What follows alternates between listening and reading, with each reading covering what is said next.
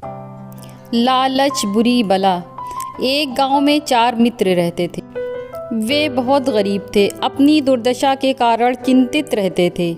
एक दिन उन्होंने निश्चय किया कि वे दूसरे शहर जाएंगे और धनार्जन करेंगे। एक लंबी यात्रा करके वे शहर में पहुँचे। शहर के बाहर ही नदी किनारे उनको एक शिव मंदिर दिखाई पड़ा।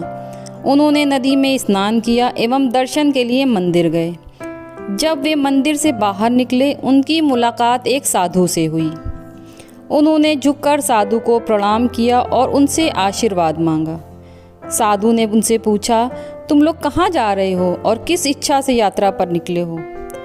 चारों में से एक मित्र ने उत्तर दिया, हे योगी, हम लोग अत्यंत ही दरिद्र हैं और एक सुखमय जीवन की कामना के लिए धनार्जन करने निकले हैं। कृपया कोई ऐसा मार्ग बताएं ताकि हमारी दरिद्रता दूर हो सके। साधु को उन पर दया आ गई और उन्होंने उनकी सहायता करने का निश्चय किया। साधु ने प्रत्येक को एक एक चमत्कारी पंख दिया और आशीर्वाद देते हुए कहा, अपनी यात्रा पुनः आरंभ करो और हिमालय के लिए प्रस्थान करो। मार्ग में जहाँ भी अनजाने में ये पंख तुमसे गिर जाएंगे, वहीं तुम्हें खजाना प्राप्त होगा। चमत्कारी पंख प्राप्त कर चारों मित्र अत्यंत प्रसन्न हुए और हिमालय की दिशा में बढ़ गए। कुछ दिनों की यात्रा के बाद उनमें से एक के हाथ से पंख छूटकर ज़मीन पर गिर पड़ा। उसने वहाँ खुदाई की और उसे वहाँ तांबे के सिक्कों से भरा कलश मिला।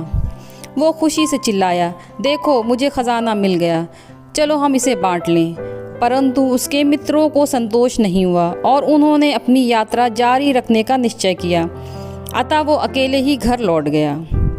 कुछ दिनों के बाद एक और मित्र का पंख गिर गया और उसे खजाने के रूप में चांदी से भरा कलश मिला।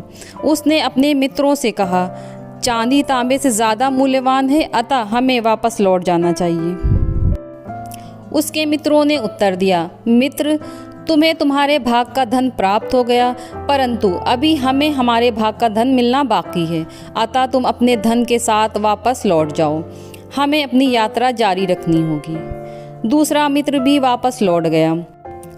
जल्द ही तीसरे मित्र का पंख भी गिर गया और उसे सोने से भरा कलश मिला। उसने कहा, प्रिय मित्र, अब हमें सर्वश्रेष्ठ धन की प्राप्ति हुई है, हमें अब निश्चय ही वापस लौटकर इसे बांट लेना चाहिए। चौथे मित्र ने उत्तर दिया, तुम घर जाओ, मेरे भाग में तो हीरे मोतियों से भरा कलश लिखा हुआ है। तीसरे मित्र ने कहा, तुम लालच कर रहे हो, फिर भी मैं यहीं तुम्हारा इंतज़ार करूँगा। जाओ और अपना खजाना प्राप्त करो। वो चौथा व्यक्ति आगे बढ़ता रहा। अचानक उसके सामने एक ऐसा व्यक्ति आ गया जिसके सर पर एक घूमता चक्र रखा हुआ था और उसके चेहरे से खून टपक रहा था। उसने उस व्यक्ति से पूछा, यहाँ कहीं पानी मिलेगा? जैसे ही उस व्यक्ति के मुंह से ये शब्द निकला, वो घूमता चक्र उस व्यक्ति के सर के ऊपर से हटकर उसके सिर पर आ गया। ये देखकर वो आश्चर्यचकित रह गया और उसने उस व्यक्ति से पूछा, ये घूमता चक्र तुम्हारे सिर से मेरे सिर पर क्यों आ गया? वो व्यक्ति बोला, आह, श्राप मुक्त होकर कितना अच्छा लग रहा है। न जाने मैं कितने वर्षों से ये श्राप झेल रहा था। अब जब कोई दूसरा लालची व्यक्ति यहाँ आएगा और वो व्यक्ति आकर तुमसे बात करेगा, तभी ये घूमता चक्र तुम्हारे सिर से हटकर उसके सर पर जाएगा। वो साधु हम जैसे लालचियों को इसी तरह से दंड देता है। ये कहकर वो व्यक्ति चला गया। जल्द ही तीसरा मित्र उसको खोजते हुए वहाँ पहुँच गया। अपने मित्र से सारी बात जानकर वो बहुत दुखी हुआ और बोला, मैंने तुमको समझाया था परंतु तुम नहीं माने। अब इस दंड से छुटकारे के लिए किसी अन्य लालची का इंतज़ार करो। तीसरा मित्र वापस घर लौट गया। कहानी अच्छी लगी हो तो चैनल को सब्सक्राइब, वीडियो को लाइक और शेयर करना ना भूलें। Thank you.